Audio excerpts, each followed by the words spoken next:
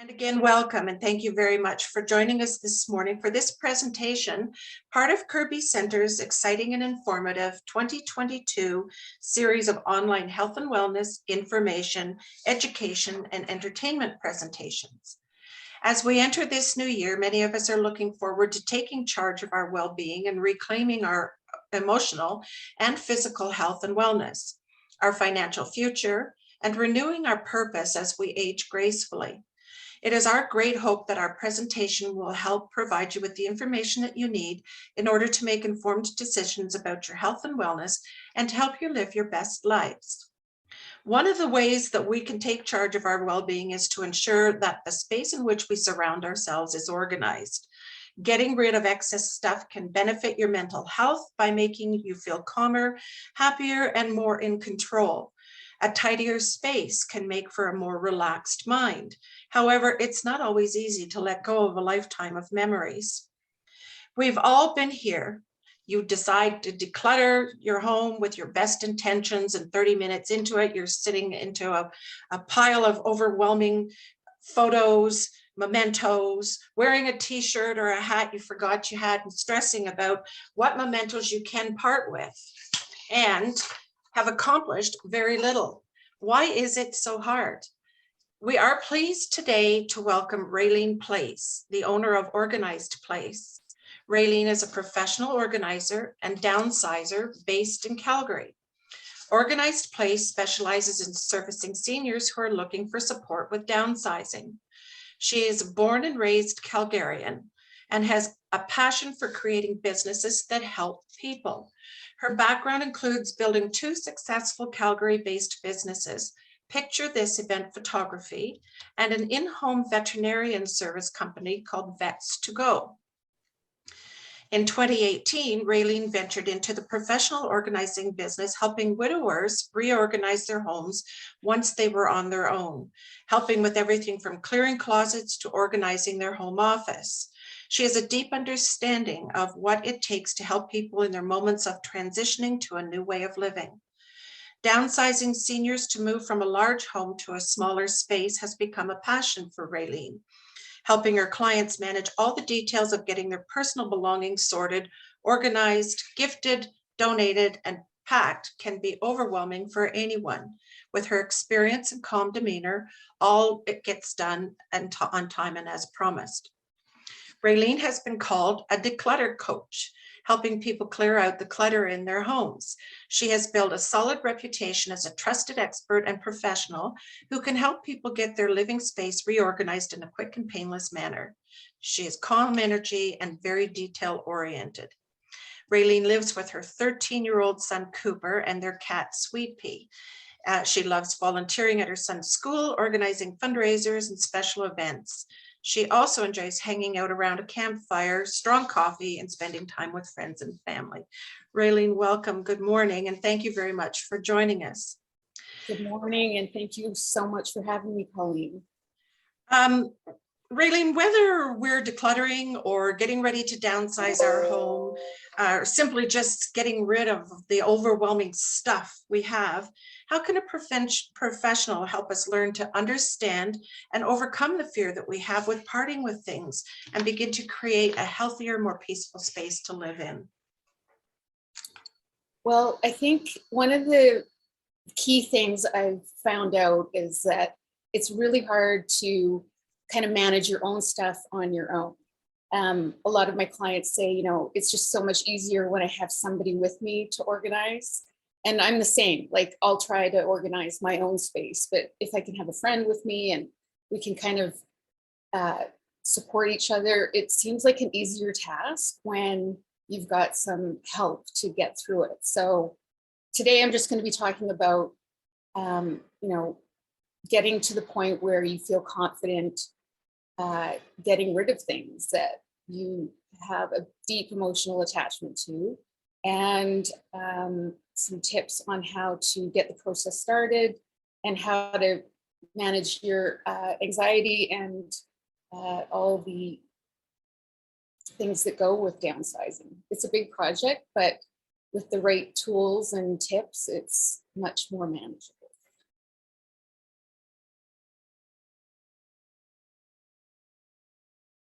So I think what I wanted to do is start with my presentation. And what I would love to talk about is the basic idea of the presentation today is when we decide that we are going to do some organizing or we are going to do a downsize, it could be a closet, it could be garage, or it could be a whole house. So the instant you start looking at that project, you're kind of overwhelmed with the emotional anxiety of where to start, how can I get this done? It might be overwhelming, and you really need to pace yourself and get centered and look at the project and set up a plan. So what I have looked at is I have really focused on getting a skill set where I can work with a client and help them get calm, be centered, and make steps so that we can get through the whole process, whether it's just the closet or the whole house. You have to get a plan, and my job is to help a client feel better while they're in process doing that. So I really focus on maintaining a calm level energy. I just wanted to give you a little bit of background before we go into the whole program about what we're actually doing. But a lot of people ask me, like, how did I get into organizing? Well, I've always been kind of an organizer. Even when I was small, I loved getting things organized in my house. I liked helping my girlfriends with their closets. But it wasn't until 2018 where I really had the opportunity to take it to the next level and invest in my next business and kind of tie into what I love doing. So I started a huge life change.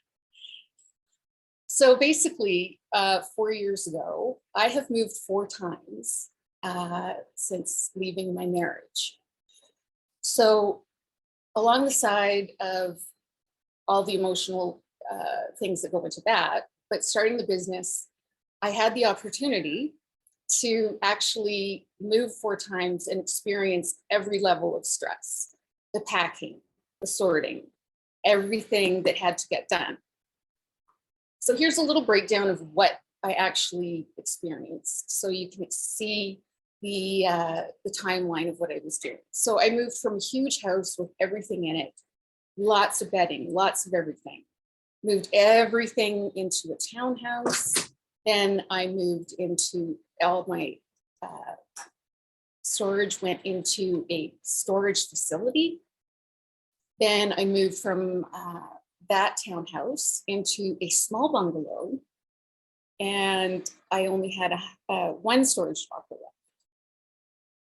So I had downsized between those houses and got rid of things. Then I went and moved again right at Christmas time into a townhouse. And I was still decluttering and still downsizing and still figuring out what I wanted to keep and what was serving me in my new journey going forward with my son. So I finally get moved in, and then I decided to move in the complex to a new renovated unit. And my parents moved into the existing unit I lived. So I started to work on moving my parents into the same townhouse complex. So, and I did start my business in 2018. So I was learning all through that process with clients. My first client was a widower because his wife had passed away. And I worked with him resetting his whole house so that he could move forward. And then slowly, client by client, I just slowly built my company up. And now I have a good core group of clients, which I love, and I'm still servicing. So this is the experience that I've had. And people are like, how did you get through everything? Excuse me for a sec. So that timeline is I've survived these 4 moves. I took care of my son, I got a cat, I started a new business, and I really came back to my core values of what I really enjoy doing and loving to do, and started Organized Place. So the great thing is I'm in a really great spot now to grow my business and really focus on it because I'm not moving again. And it's my passion and I'm really excited about it. So it's a really great time. I'm very happy. But let's talk about the basic survival mode. Through all of that transition and all that stress, there were some really important lessons that I learned. And one of them was learning how to be mindful. Mindfulness. Now, it's kind of a catchphrase right now, and everybody seems to be using it, but mindfulness really is a tool that you can use when you're dealing with moving, downsizing, or any sort of project that you're working on, and you just need to get centered and calm yourself and work through that anxiety. So what is mindfulness? Mindfulness basically is, I call it getting really calm and centered and dealing with the moment that is right now. You don't want to be thinking about the past, and you don't want to have the anxiety of thinking about the big picture of going forward.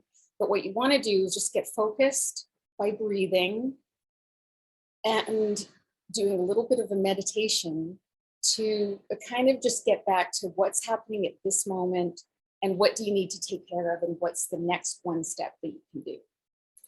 So it's really about being very gentle with yourself and not judging yourself for, oh, I can't believe I can't do this. How am I going to get this done? But really going back to a place of kindness with yourself to say, you know what, I really want to breathe and feel good and get centered and do the next great step of whatever project that I'm working on. So mindfulness to me is really important when you're decluttering or downsizing, because there's a lot of stress and anxiety that can come about. So mindfulness practices, you can do some meditations, some deep breathing. And what I like to work with my clients is kind of just bring them back to the moment when I sense that they're getting maybe frustrated or anxious about an emotion that they might be having about something particular that they're working on. And really, it's about a team where we work together to accomplish the next goal. So it's about supporting each other and keeping both of us in a good mindset of moving forward and being present and just getting on with the task at hand in a healthy, in a mental health, safe, kind, and positive way. When we are going through these, life changes where you're dealing with a lot of maybe emotional contents of your home, or the emotion of what is actually happening in the case of loss of a loved one, or just a whole life change of your journey going into a new space, it does cause anxiety. And typically what happens when you do have all this anxiety when you're moving or doing a project is the instant idea is, I want to get rid of the feeling of anxiety. And so you start something and then you're like, I just don't want to do it anymore. And then you kind of lose the momentum of going forward. So that's called avoidance. And it feels good in the moment, but the problem is you don't get to the end goal of what you're trying to get done. And so the whole point of practicing mindfulness is to actually feel that anxiety and address it and manage it in a new way by doing some breathing exercises, getting centered and feeling the anxiety, but having a new way to manage that feeling and get you through to the next step, which is through the anxiety, calming your nervous system, and then getting back to the task at hand. So it's really, to me, the most useful practices that I use with my clients is really some breathing techniques, some just taking a moment to maybe drink a glass of water, doing some deep breathing, and then also doing what I call it's a body scan, and it kind of just brings you back to a neutral place. Stop thinking about all the project that you're doing. You just think about where you're at, acknowledge the feelings of anxiety, and try and just change your energy so that you're feeling calmer. So when you do these exercises, they're typically they're typically called grounding exercises. So it just brings you back to a present state of you're in the now, and you're not worrying a lot about what's happened in the past and what's going to happen in the future. So it's just talking to a client, maybe taking a break, having a glass of water, doing some breathing exercises. And yeah, it just resets that anxiety feeling so that you're not avoiding doing what the next action is. This is a grounding exercise that I think is really powerful, and you can use this anytime, sitting in your car, organizing a closet. It's really addressing all your senses. So you want to focus on 5 things that you can see. So right now I can see a basket. And then you talk about 4 things that you can touch. So I'm going to touch my table. I'm going to touch this chair. I'm going to touch my pants. I'm going to touch this glass. And then you concentrate on things that you can smell. So what can I smell right now? I can smell some flowers.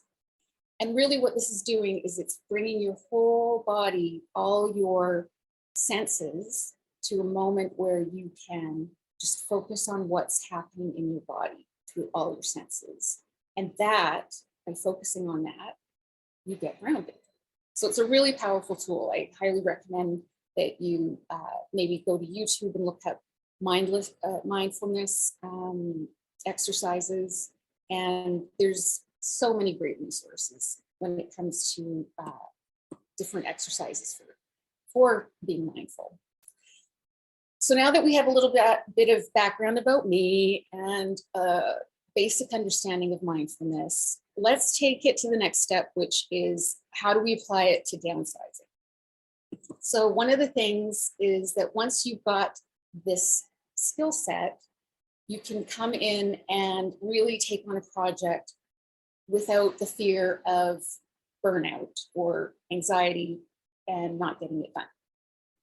So if you can learn to manage your emotions when you're dealing with these difficult situations by grounding yourself, breathing through it, it's just a really powerful tool. It's going to help you get your project done. Here's a great quote. So when life is happening to us and we have the choices with a decision, we can either look at it and face it with fear and anxiety, or we can learn how to manage it and move forward.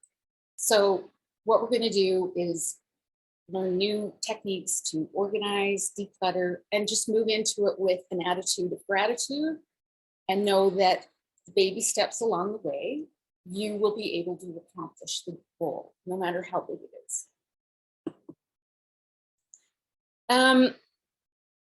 The emotional side of clutter. So clutter is everybody's nemesis. We all have clutter, we all have stuff. But the big thing about clutter is that clutter in your home is basically just things that are laying around that probably don't have a home assigned to them. So you have a pile of things and you just don't know where it's going to go. You haven't figured out where you want it to live. You get distracted and it just kind of ends up staying where it is. So there's an energy around clutter because you haven't made decisions of where it's going to live and how it's going to fit into your home. And sometimes we do bring things into our home that we don't necessarily need, may not fit in our house properly, and they end up sitting there, probably a return, not sure what you want to do with it, and then it just sits. But what happens is when you have a room full of clutter is your senses get overwhelmed because you see this thing, these items, and it brings up anxiety because it's about decision making and getting a plan for those things. And that can be exhausting, especially when you scan a whole room, or you walk into a garage and it's just everything's all over the place and you're like, I just don't know how to deal with it. That's an emotional weight that nobody wants to feel. So they avoid that and they're like, I'm not going to go in the garage right now. But there's going to be a point where you have to face these things. You're going to have to move. You're going to have to downsize. Life happens. So when you're ready to go on this decluttering, organizing, downsizing chapter, getting real about dealing with your emotions when it comes to your stuff is very important. Everything that we have, like, why is it that I have a basket that was my grandmother's that I cherish? And if anyone else looks at that basket, they might not understand the connection. It's because everything that we have in our life as stuff is attached to us through an emotion. The emotion of how it came into your life. Was it happy? Was it a sad emotion? It imprints in your psyche with a dopamine hit, which is going to make you feel something. So when you go and turn to your things, you have a rush of feelings about things. So the trick is, how do you change your mindset to looking at something and saying, I have to keep it, I've always had it, to I love this, but I'm ready to move on and let it go. It's a really, really hard thing to do, but the thing about it is, if you can have the mindset of a goal of where you want to go and backtrack and look at something and say, is this item serving me in my life the way I want it to? Or is it keeping me in a place that doesn't feel good to me anymore? And the trick is to know that it's okay for things to come in your life and go in your life, and not hang on tight, because sometimes we hang on to things that are no longer serving us. So people are like, how do I start? The best advice I can give you is you really need to focus on turning this project from a have to do to a want to do. And that's all about having a positive mindset. Having a positive mindset is something like, I can't wait to get into my new space. I can't wait to enjoy having this room less cluttered. It's going to feel so good. And really getting yourself into the mindset of a positive outcome, not a negative, oh my goodness, this garage is so overwhelming, I can't manage it. Turn it around and get the tools in place and the support that you need to make your project a positive project going forward. A lot of people, the second point is like, let's talk about setting a realistic timeline. If you set a realistic timeline, you are going to thrive. It's going to be reasonable amount of work in the reasonable amount of time. If you set up a project with a timeline that isn't reasonable, it creates stress and anxiety because it's just too much, too many things to do in too short a time. So you have to really focus on setting a realistic timeline with some really big goalposts. So when are your hard dates? What day do you have to move? What day are you working with if you're moving into the new property? What day are you having to have the space ready because you're selling? So set up a realistic plan about what you're trying to accomplish. It's a huge, huge detail that people underestimate. that it does take time to get these things done.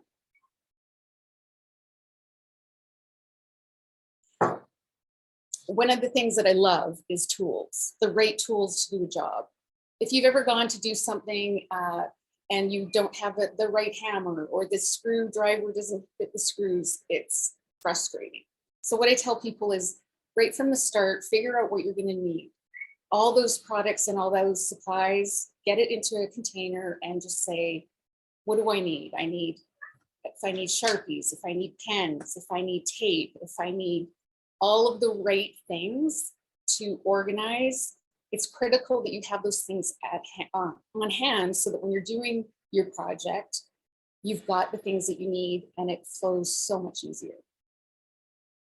Do not try to do organizing on your own. If it's a project, really, it's okay to ask for help, and it can be fun. You can enjoy it with a friend who's going to walk you down memory lane with all your crazy outfits from the past, or looking at old photos.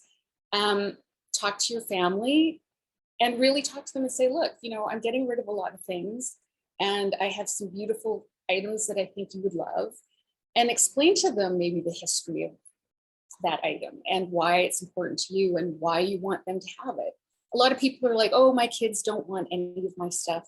But if you can sit down with them and share with them the story of how you got it, or the history of why it's important to you, it builds a story and an importance and a connection with your family of when they take over your things, or they get your your belongings given to them. It's a connection. So you want to really instill that you're going into the next chapter. Let your friends know what you're working on. Let your family know. See if anybody can step up and support you and come and help you with a project. Like I said, it's always better. It's always better to work with someone in your space, because it gives you a sounding board and you can move forward with somebody saying, okay, let's go to the next step. And then the big thing is really look at hiring a professional. There's sometimes in life where you really will benefit more from having a professional that's got experience doing what you're trying to do. And they're going to show up, they're going to have a plan for you, you're going to feel much more taken care of and have a leader to help you through the process. And there are so many resources and so many different kinds of organization companies that, they focus in different areas. Everybody has different personalities, but the power of hiring a professional is really a big step for people, because a lot of my clients have tried it. They've tried doing it on their own. They've tried bringing friends and family, and they just are frustrating themselves. So, take the time to figure out the big picture, and then do some research and talk to people. Like if you're moving to a home, or you're moving to a neighborhood, or talk to a realtor about organizers that they know of, that they've seen their work and have testimonials. I really think it's important that you talk to different ones, do face-to-face, get them to walk through the space, and really, you need to feel heard and connect on a personal level with an organizer so that you can work together and accomplish the goals. So I think working with an organizer is a critical step, not mandatory, but you know what? If you want to get the job done, hire a professional, and they love what they do, like I do, and get the help that you need. So part of today's session is some actual tips for managing clutter. I wanted to talk to you guys about this theory called space. Now, this theory, because I'm talking to so many people that are probably working on different things. You could be just cleaning up a house. You could be reorganizing your home because you want to stay in your home, but your surroundings are too cluttered, so you want to downsize. So one of the things that you can always use, no matter what you're going through, is this theory that I call SPACE. The acronym is sort, purge, assign, containerize, and expel. But I also use expel as my label maker. You'll see at the end of the presentation, there's a little switch there, but it's very powerful. Okay, just 1 second here. Sorry, my cat knocked off my power cord.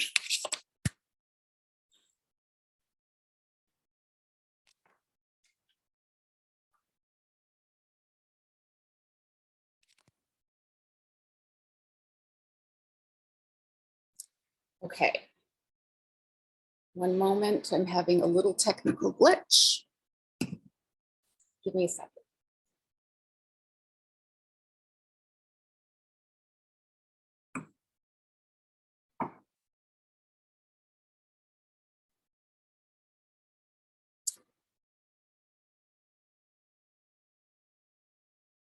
Okay, thank you.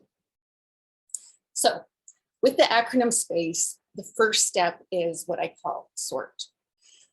Any space that you're going to go into, I need you to go grab a trash bin designated especially for the task at hand. A black garbage bag and a container I call the bag buddy. This is a metal contraption that just holds a garbage bag open nice and wide, and you can just quickly fill everything in. I always recommend working with legal boxes. A strong cardboard legal box is amazing to use, and I recommend that you buy them at Costco because they're very inexpensive and they're really good quality. Again, talking about tools, we've got getting tape and Sharpies and everything that you're going to need for labeling, assigning the boxes to what you want in them. So you need to make sure that you've got, oh, sorry, I'm going to the wrong slide. There. Some of the tools that I really like to use are black Sharpies, green 2-inch masking tape that I use to mark on the boxes, and it's easy to take them off and relabel them. I love using big index cards with a 3x5 size so that you can write on those and see the label really simply. And I make my bins into things to sort. So everything kind of goes into there. So let's say you walk into your room, you're like, everything's a mess. You're going to put everything out of the room and put it into boxes called to sort. And then you're going to create other boxes called keep, donate, recycle. You can also make some other boxes like return to the store or return to friends or dry cleaning. So these boxes will have different labels depending on the kind of things that you're doing. Number 2 is purge. So space, we're into purge. Everything has to come out of the space. When you're doing an area, I really recommend if you can take everything out, give it a good wipe down and put everything into boxes. And then once you're done with your boxes, anything that's leaving your house is going to go into white garbage bags, and you're going to label those bags of where they're going. So let's say you've got a cherry. You're going to put the cherry's name on the bag. Let's say there's you're shipping some clothes to a friend. You're going to label that on the bag. And then really focus on getting everything out of your house that day. A lot of people are like, oh, I'll just leave it at the front door and then I'll take it out tomorrow. And then guess what? Tomorrow you get busy.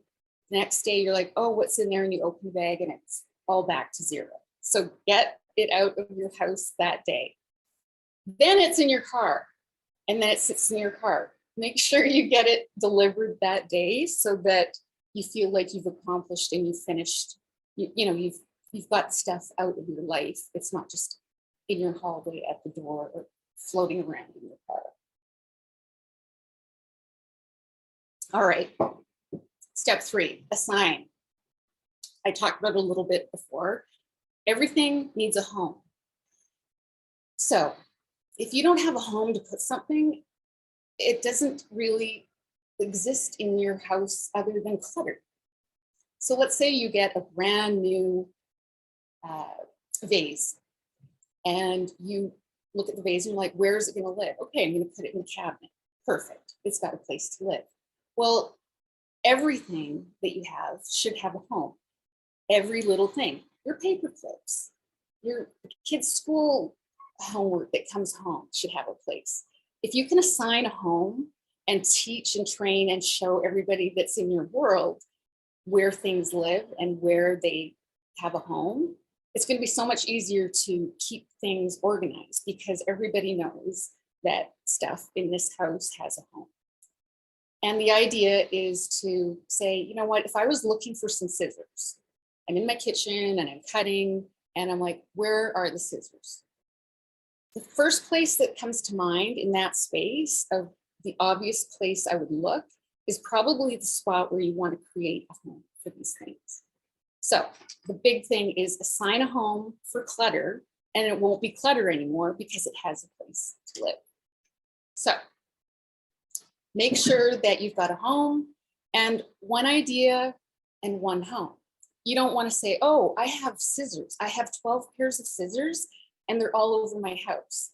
That's clutter and multiple homes and a million places to look for the scissors. But if you say, you know what, we have a drawer where the scissors live, that's where the scissors are. And it's just one decision of, you know where it lives and you go get it and you put it back. So I love that one. Okay, containerize is the next step. This is a big one. Everybody thinks, oh, I'm going to get organized. The first thing I'm going to do is I'm going to run out. I'm going to spend all this money on bins. I'm going to buy this bin and this drawer and this color, and these are on sale. And I've got a million containers and I'm ready to organize. But really, containerizing isn't until you have the stuff that you want to keep, you know where it's going to live, and you know what kind of container it is. So if you're going to do some containers for something and it's going to live in the garage, that bin is going to be a different type, quality, and size because it's going in the garage. If you're going to containerize some beautiful jewelry in your closet and it's going to be on display, that's a different containerize. So in the big picture of things, containerizing is really critical because a home where something lives, if it's in a container, it's contained. It's not spilling out everywhere.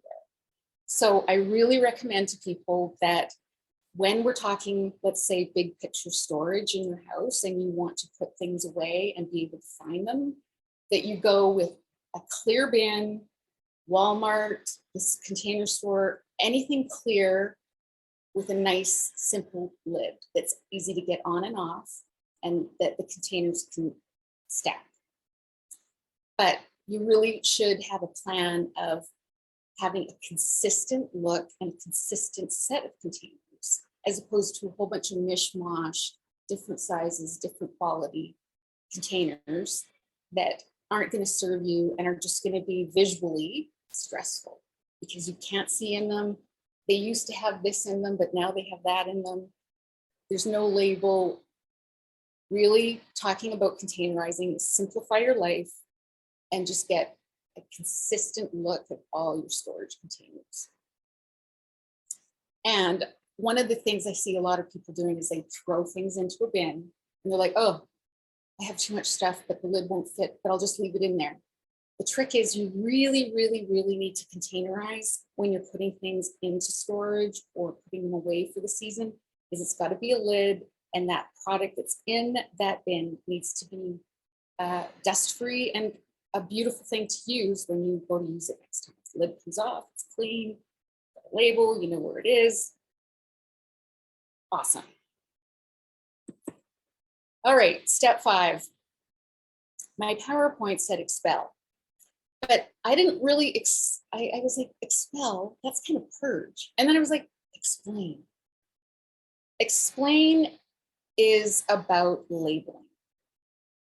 There's a theory, you walk into somebody's garage and everything's everywhere. Wouldn't it be great if you could walk in or send your husband and say, hey, can you go in the garage and find that bin that says Christmas decorations? So Christmas decorations is on your bin. Explain is anybody should be able to walk in storage space and understand what's going on in that space by the fact that it's labeled. Here's your Christmas containers. Here's your Easter containers. Here's your sentimental items from high school. You can keep things, containerize them and label them well, and your clutter is going to disappear because it's really, really clearly defined where it's going to live, what it's in, and explaining on the label to someone who might not know everything that's going on. The label should say clearly what is in the container without a huge explanation and without a lot of different things on the label. So try to make it super simple that when you look at a label, you can read it and understand what's in the bin without opening the bin and oh, I'm in the wrong place. So step 5 is explain. So those are my tips for managing clutter. And you can apply the space theory to anything. It can be a messy drawer, it can be a closet, it could be your living room, it could be your garage, it could be your new space. Okay, so breathe. So my takeaway points are everything that we've basically covered today is when you're dealing with change, when you're dealing with a project, whether it's organizing something, downsizing, moving, you're going to have anxiety. And the best thing you can do is own the anxiety, feel it, manage it, and move to the next step. So we talked about grounding exercises to help you get centered and calm so that you can manage the feelings that you're going to have. Because you're going to have a lot of feelings doing these things. The big step is sitting down and just thinking about what's the optimal plan of what you want this to look like at the end. And giving yourself enough time to write it down and give yourself enough time to really think about what is the end goal and what do I need to do, and break it down into manageable steps that you will enjoy taking because you know you're working towards your final goal. Make a plan and share the plan with people that can support you, and work on it as a team, or you can do this alone. I did. I just had to break it down, get my plan to fit my time of what I needed. And I was grateful to have friends and family come and help me do my frameworks. It's really about mindset too. Mindset, everybody says mindset's everything, but when you're dealing with stressful situations, if you can have a better positive attitude and look at the change as a positive step going forward, as a negative have to do, it's really going to make a huge difference on the energy that you feel and the energy that you bring into the room and how the whole task is going to play out. And we talked about having friends and family, and that's a huge resource, and I think it's great. But really, if you're going to go with a professional organizer, have a face-to-face meeting with them, show them the space, talk to them about your goals, and make sure that there's a really good fit with the personalities, and that their methods and their energy is something that inspires you to have them back and get you through the project. It's about personal connection. It's about meeting someone who has the right personality to connect with you. It's someone that you're going to trust with your intimate objects and your personal space. So you have to trust that person. You have to be vulnerable, and you want to make sure that whoever is helping you is really taking care of you from a place of care and concern. Testimonials are critical, and do your homework and talk to planners until you find somebody that is the right fit for you and you feel safe with and inspires you to move forward to the next chapter, whatever it's going to be.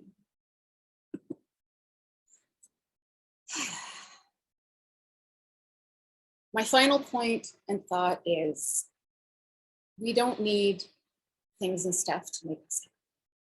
We need to feel fulfilled with ourselves, our friends, our family, our experiences. And sometimes we get weighed down with clutter and things and stuff. And really at the end of the day, it's just stuff.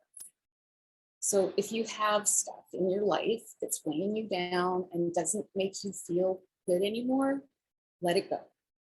Discard everything that doesn't contribute to your best life, your very best life, because things might have served you well in the past, and that's great, but maybe they're just not part of your future, and it's okay to let them go and let them go to another charity, give them to someone else who it's going to serve